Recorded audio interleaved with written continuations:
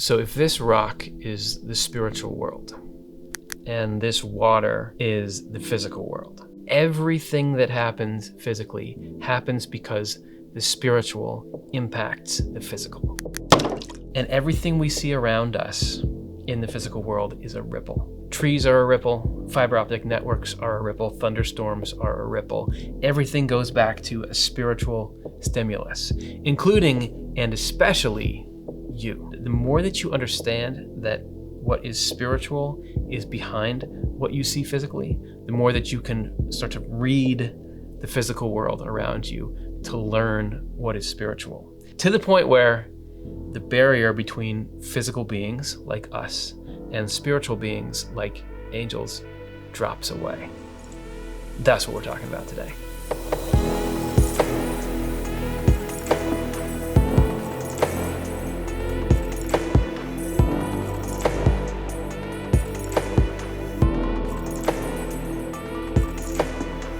So I heard that you want to know how communication between human beings, little old human beings, and angels can happen. Something that I don't always like about religion and spirituality is that they'll say, oh, this thing happens.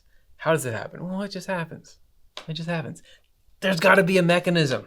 There's got to be a way that something happens. Everything in the regular world has a mechanism. I can call you on the phone. Why? Well, because they built the phone network. There is a mechanism for how angels and people talk, and it comes in two parts. The second part, you got to wait till the third section of this show for. But the first part, which we're going to talk about right now, is you can talk to angels because angels live in the spiritual world, which is distinct from the physical world that we're in right now. But your mind actually exists in the spiritual world. Your mental and emotional activity starts on the spiritual plane. It's like that rock that we tossed in before. That's the conscious part of you. Okay, so you're saying that my mind starts in the spiritual world like that rock thing, but I thought we already settled this. Isn't it the brain that thinks? What are you talking about? Your mind is something, the brain thinks. You can scan the brain, and when you're thinking, it's got little scans on it.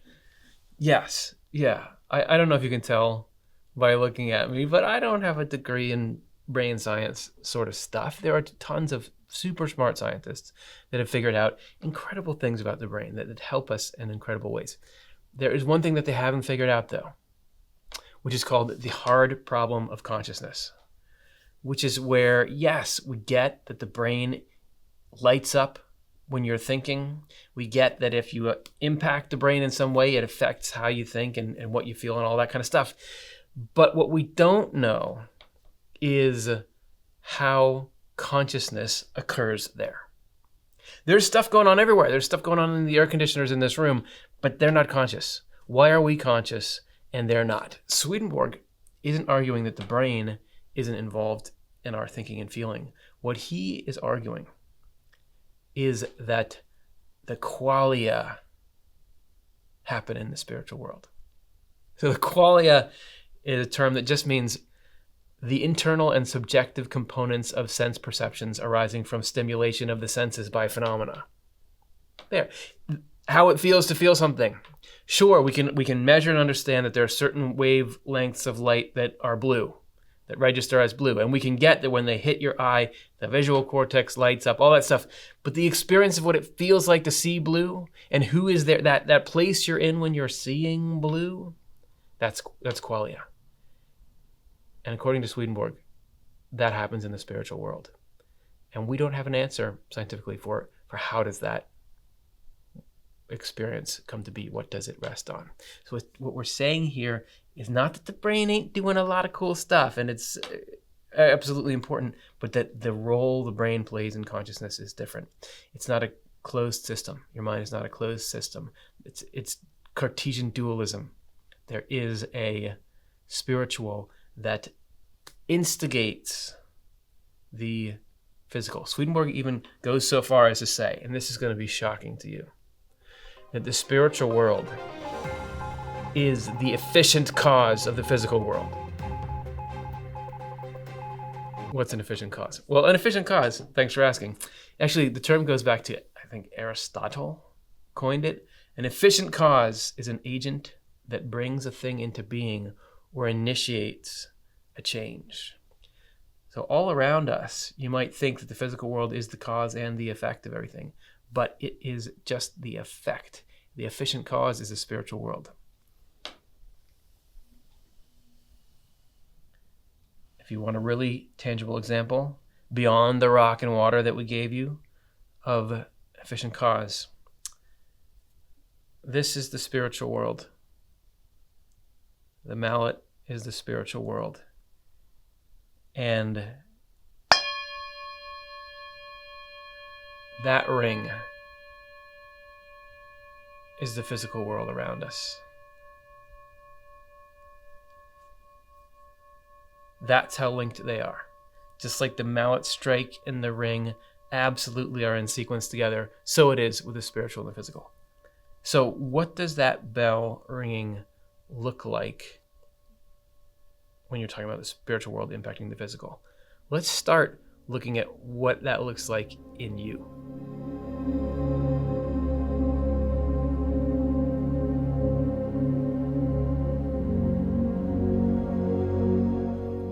Oh, hey, it's time for a little bit of tablet power.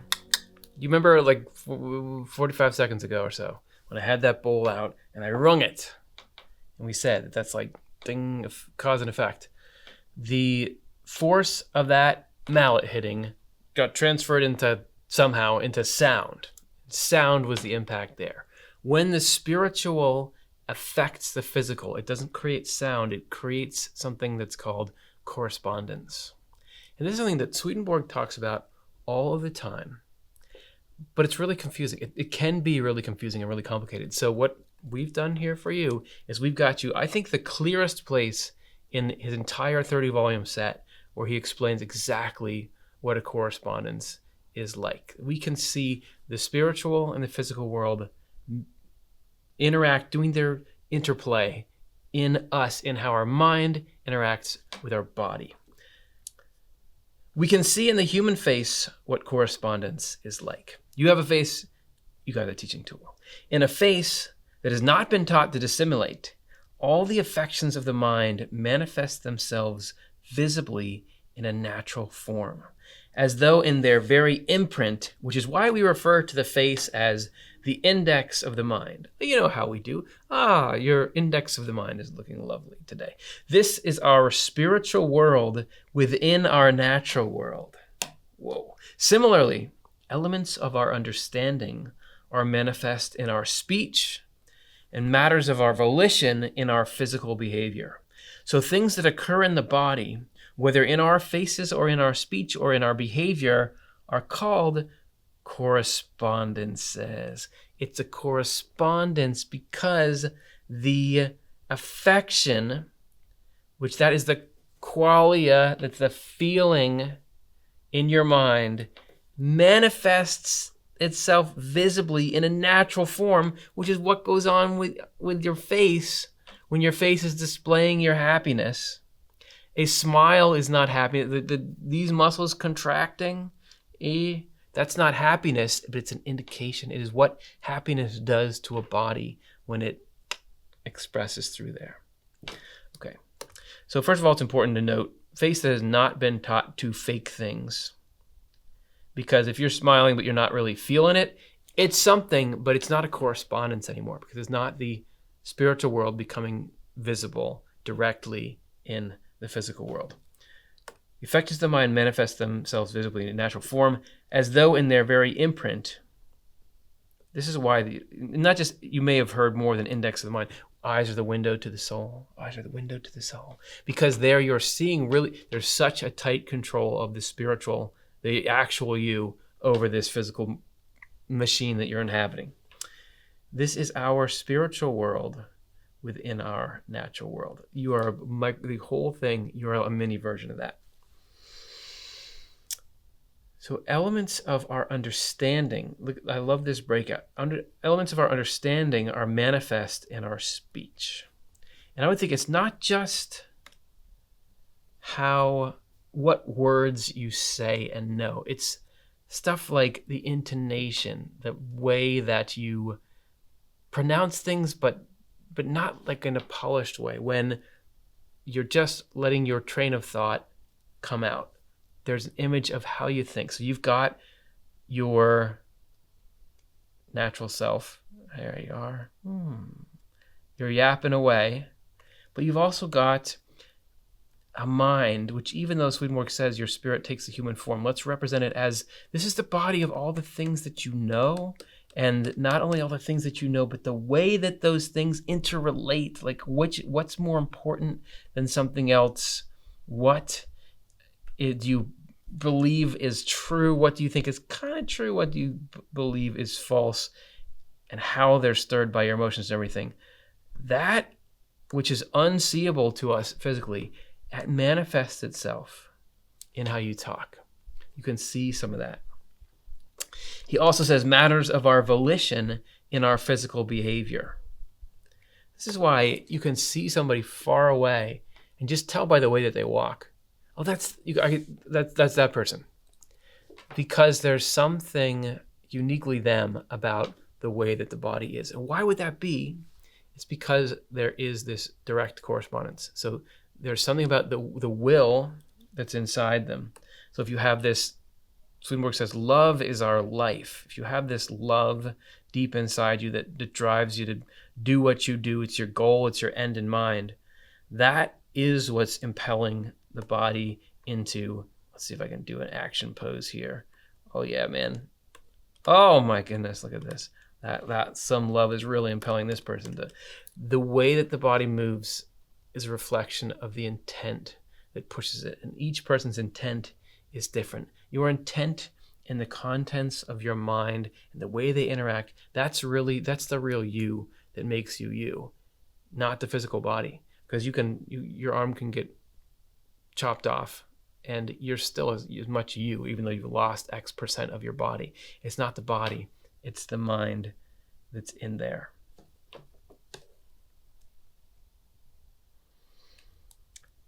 So the things that occur in the body, whether in faces or speech or our behavior, are called correspondences. Do you get it? Does that make sense?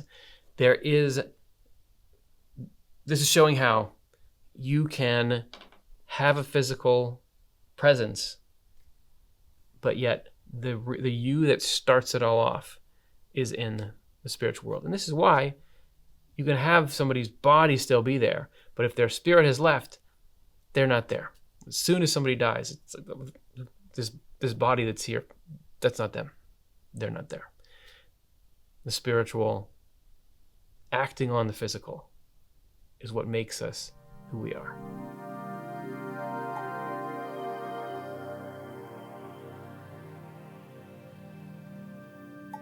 If you thought I couldn't get any more powerful, last time I had this pad come out of nowhere, and now I got this map here. I got all my teaching elements ready to go. This section is where we get to see the second part of the mechanism. Remember that from the first scene? Because we had to establish the reason that the literal channel through which you and angels can speak is the being in the same plane of reality together. Your mind and their mind both originate spiritually. The difference is ours ends up physical. So we've got that. The second part of the mechanism as to why ancient people could talk with angels much more regularly and much more ubiquitously than we do here is because all of them knew about correspondences. You may have thought in that last section, you're teaching me about this weird obscure thing that I don't care about. To ancient people, that understanding the nuances of correspondences was really important. It was the main field of study and of knowledge, because it wasn't just in the human body that shows up. Everything else in the physical world has that same correspondential relationship. So trees and mountains and rivers, everything people saw around them was the same thing. It was a response of the physical world to a spiritual impulse that was pushing it. And knowing that and thinking that way was key to this communication. We live in the world. You have a body that inhabits the physical world. As we established, you have a mind, which you can also call your spirit. It's the same thing. They're the same device that lives in the spiritual world, and particularly inhabits, at least when we start, the world of spirits. Angels are just people whose mind inhabits the heavens. Let's go back to heaven and hell as we see how we can get this to move there. I'm going to make you guys a special offer. For a limited time, a print of this is just going to be $49.99. Just like, hey, show me some of your portfolio. Well, yes, there's a piece that I did. Classic. The Louvre. Watch out for my call, Louvre. This is from Heaven and Hell 87, where he's talking about the importance of correspondence to ancient people. The early people behaved differently. For them, knowledge about correspondence was the pearl of all knowledge. By means of it, what's it do for you? By means of it, they gained intelligence and wisdom. So somehow that can pay off more than just you know about it. It is a mechanism by which you learn about everything else. And by means of it, those who were of the church had a communication with heaven. Knowledge about correspondences is, in fact, angelic knowledge.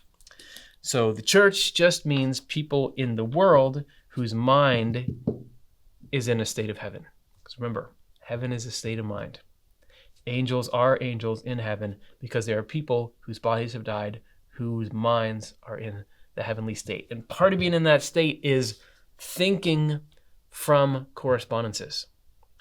Thinking about the physical world around you in terms of it being an effect the spiritual world produces.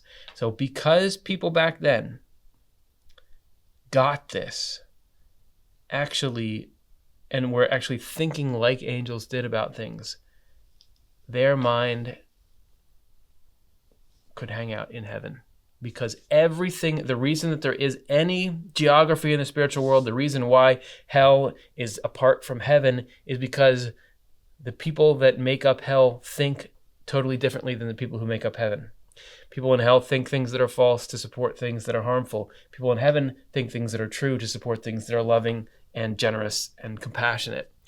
So the more that we think like angels do and care about the kinds of things they do, just naturally, your spirit moves to be in proximity with them. So because people had correspondences on their mind all the time, they had a lot in common with angels. Swedenborg goes on. The earliest ones, these are the ancient people, who were heavenly people, heavenly meaning love is the most important thing in your life, did their thinking from correspondence like angels, so they could even talk with angels. Because they thought the same, there was no language barrier. Really, right now, part of the reason why it's so hard for us to see and understand and acknowledge and get in touch with heaven. Not for everybody. It seems like a lot of people report spiritual experiences, but a lot of us, the rest of us, are just like, wait, is there even heaven? I kind of like it feels good, but I never see it. It's because we don't even speak the same language that they do. Correspondence allows them to do that. Further, if you want a bonus, the Lord was quite often visible to them and taught them. And when Swedenborg says the Lord, he's talking about Jesus Christ, which means God in human form. Sorry for waggling you around, the Lord. So we right now, we can hear about God through revelation or people's accounts, but back in the day, people could directly observe the Lord, and really were doing so through their spiritual eyes being opened. This thinking spiritually, working in correspondence, led it so that it's not just hearsay that there is God and that life is good and we should treat each other well and that consciousness survives death and all the stuff that we're trying to build, get together, pull together in our little hope jar here. It was obvious. It was a first-hand experience thing. But don't feel bad if you're not getting that, because Swedenborg goes on to say, nowadays, though, this knowledge has been so completely lost that people do not know what a correspondence is.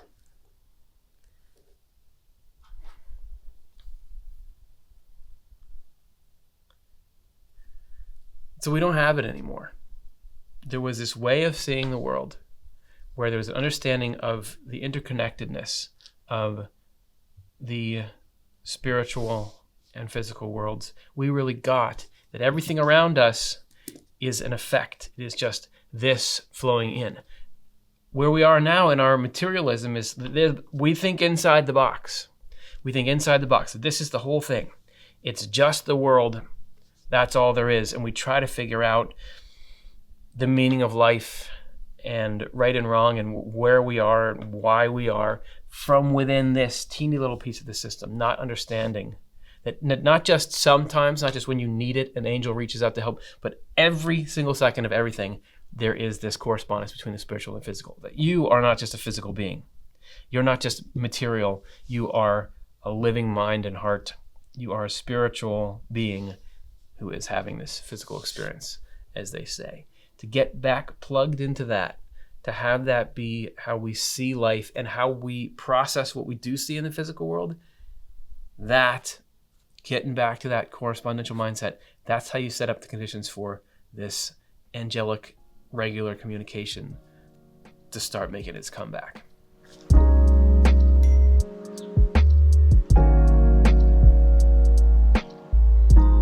So you, as well as ancient people, any human being has the latent potential to communicate with angels. There's two parts to this.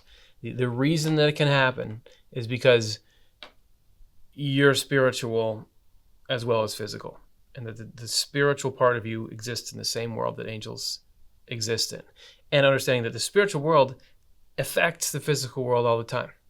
That's happening. Me waving my hands around when I'm trying to talk to you about this, that's a spiritual world coming through somehow. The difference with how the ancient people thought was that they understood that.